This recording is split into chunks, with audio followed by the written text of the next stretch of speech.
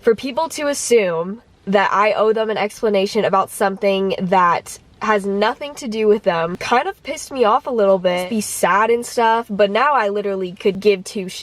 Like, I literally don't care. Hi guys, and welcome back to my channel. If you're new here, my name is Caroline, and you should totally subscribe and join the man fam. For today's video, I accumulated 10 things that I've learned over the course of 2020. There's a lot that I've definitely learned this year. Things that I've grown on, things that I've had time to reflect on, all of that. And I am obviously learning every day, but I think it is important to pull out the good from 2020, even though there was so much that went wrong and was just terrible. So this video is mainly to serve as like a stepping stone for me to look back on. Also just to serve as like a light in people's life if they've had a rough 2020 and maybe didn't see anything good that came out of it. So I have a list on my phone. I'm just gonna read it to you guys. 10 things I learned in 2020. The first thing that I took away from this year was the art of saying no to people. Between being an influencer and hanging out with different people, like friends, it can be so tricky to say no to people, whether it's brand deals, opportunities to hang out with friends, basically anything. Saying no can be such a hard thing, and I feel like in today's society, if you say no to something, then you automatically get hated on, or people just think that you're rude. Everything that you do in your life is up to you. It is your choice. Nobody else gets to tell you how you get to live your life. It's okay to say no. Honestly, I admire people who can say no to things and like stand up and be confident in their decisions and themselves than people who just always say yes. And that's something that I've learned this year. For YouTube wise, I've said no multiple times to brands this year that I either didn't feel confident in representing or didn't support or wouldn't recommend them to you guys. And so it kind of frustrates me because I feel like some influencers just do that just to get by, get money, all of that. But I have said no multiple times this year to brands that I didn't want to promote, and that is totally okay, and there's nothing wrong with that. The second thing that I learned this year is to stop changing my ideals or who I am to meet society standards and just to make decisions for myself. In the past, and even at the beginning of the year, and it's been like a whole journey's process, but at the beginning of the year, I would shrink myself to make other people feel better about them or fit whatever they wanted to hear and not what I believe. Nowadays, cancel culture is such a big thing. I've learned so much about it this whole year. Honestly, it sucks. I found myself so many times with friendships accommodating my beliefs, how I did things, all of that just to fit them, when that shouldn't even be the case. Like, friendships should not be that stressful. I was so sick and tired of just like making myself feel small to make other people feel better. I think like as a whole, we just need to stop doing that. And so I would definitely say that that is something that I've taken away this year. And I'm honestly very glad that I've realized that at the end of the year, because I was so sad for a long period of time because I just felt like I didn't have a voice or anything like that. The third thing that I learned this year is that change in friendships is okay and necessary for growth. Most of you guys that have been following my YouTube channel for such a long time are aware of the friendships that have come, that have gone, that have come back again. Two of my best friends that I had stopped talking to for a period of time came back into my life. They are now some of the most important people in my life. And then there are friendships that are no longer happening, that ship has sailed, all of that. But I will say, with every relationship, whether it's like a significant other, friendships, all of that, I've learned to take the good out of it and just leave the bad, because why would you dwell on the bad when the friendship has already ended? Like, obviously that's very sad, so why not just take the good out of it and then just learn from it? Because kind of like how you date to marry, you take the good things from it and then you apply that for whenever you are looking to marry someone. That kind of goes the same way for friendships. Like, all of the friendships that I've had, I've taken the good from it. I've gotten to see people's true colors. I will always cherish like the good memories that I had with those certain people, and I think that's always really important to remind yourself of that. Fourth thing that I learned in 2020 is I don't owe anyone or anything an explanation. My social media platform is my space, and I get to choose who I want to follow and what I want to see. For many things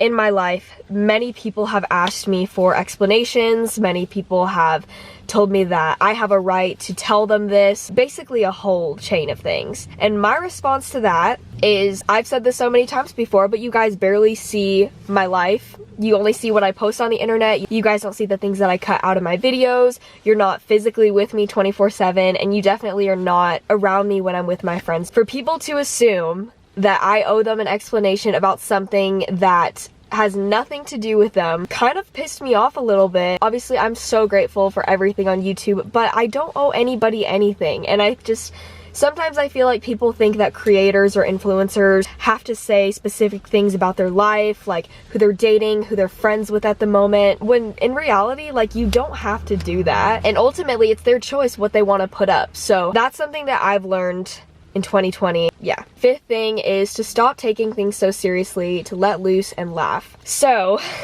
all up until this past year, every year before 2020, I'm not even gonna lie, I'm gonna be straight honest with you guys, I feel like I was so scared of like everything. I don't even know how to describe it, but I just like always paranoid, never let loose, have a good time, all of that. I think part of it was just because of YouTube. Like, when your whole life is out on the internet, you just feel like anything that you do, you're gonna mess up. And that's how I felt for such a long time. Being an influencer at 13 years old, 14 years old, made me grow up so fast, like incredibly fast. And up until this year, I started to realize that like I had been missing out on being a normal teen and realizing that making mistakes is okay. I don't know, like I just felt like this year I just kind of let go of everything. Like, you guys have seen in my videos this year, like I have started cussing a lot more. Obviously, I'm not condoning cussing, but I am saying that that is what teenagers do. And I feel like because I started my YouTube channel at so young, people don't think that I grow up with the people in my age group. They start to feel attacked, get upset, and this goes back to my point of saying I don't owe anybody an explanation, but I do want you guys to know that like I am pretty different offline versus online, and that's just because I have to be that way. And hopefully one day I can get to a point where I'm like the same person online and offline, but everything that you see on social media is filtered. It's not 100% real, if that makes sense. The sixth thing that I've learned in 2020 is how to love and be confident in myself. Being confident and loving yourself is one of the most important things. All throughout elementary school and middle school, the only thing that I was insecure about was my height. And I couldn't even tell you why, but like I was so stuck on that for the longest time. I was so insecure about being shorter than everybody else. I honestly, I don't know why, but it used to really bother me, and I would cry all the time and just be sad and stuff. But now I literally could give two shits. Like, I literally don't care. I love being short. I also have short friends and tall friends, and I like am not bothered by it at all. Literally all my guy friends are like 5'10" to like 6'3", so they're pretty tall compared to me. I guess I would say that that was like the biggest insecurity back then. This whole year, I've kind of learned to like let go of my insecurities and just tell myself that like I'm so different. I was made and built differently than everybody else in the world. Like, not one person has the same DNA as me, and that's what makes us all unique. And so we can't keep comparing ourselves to people who are nowhere close to our genetics. I read all of y'all's comments, they're so sweet, but it makes me so sad whenever y'all say that you compare yourselves to me, because that is the last thing that I would want, is for my subscribers or anybody to compare themselves to me, because I am not perfect. Let me tell you, off camera, there's a lot that y'all don't see, and even on camera, like I wouldn't even call myself anywhere close to perfect. Hopefully that makes sense. I don't know. The seventh thing that I learned this year is to remember what I have and to humble myself, especially in a materialistic world. There's been so much destruction and disaster in 2020. It's been honestly chaotic. And I think the biggest takeaway that I've had this year is stepping back and realizing that there are bigger problems in the world than my own. I have been reminded of that by my parents, by my sister. Instead of like attacking them and taking it personally, it's honestly helped me realize that if I think that I have it bad, there's always somebody worse. And that goes for like everybody. If you think that you have it so bad right now, there is always somebody in the world who has it worse than you, which shouldn't make you feel better, because that's a very sad thing, but it helps put things into perspective so much. We live in such a materialistic world. I think ways that we can help improve society, improve our world, is simple acts of kindness, giving back to people, putting yourself in someone else's shoes, and not complaining or whining about things that are so unreasonable compared to other problems in the world. Yeah.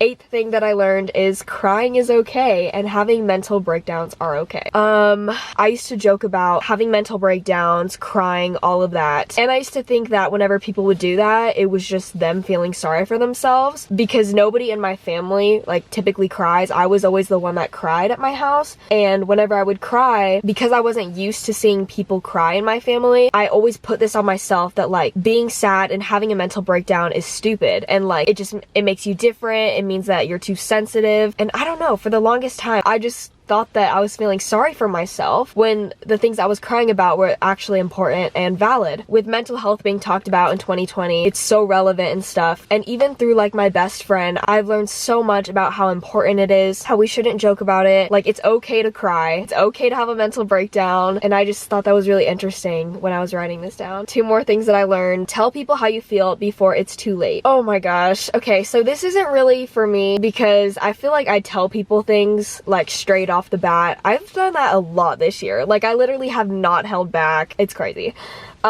This mainly is for other people. This is something that I've learned while watching other people. Don't wait. Tell people how you actually feel, because one, it just leads people on. You only live one life, so why not just say what you want to say? Because what's the worst that's gonna happen? I don't have much to say about that one, but there's some people that told me things too late, guys, that I wish I had known before, and probably would have saved me a lot of crying if I had known. The last thing that I learned in this year of 2020, if it's meant to be, then you'll find each other in the end or in the future. This is literally so cliche, but you guys, I honestly like live by this for so long.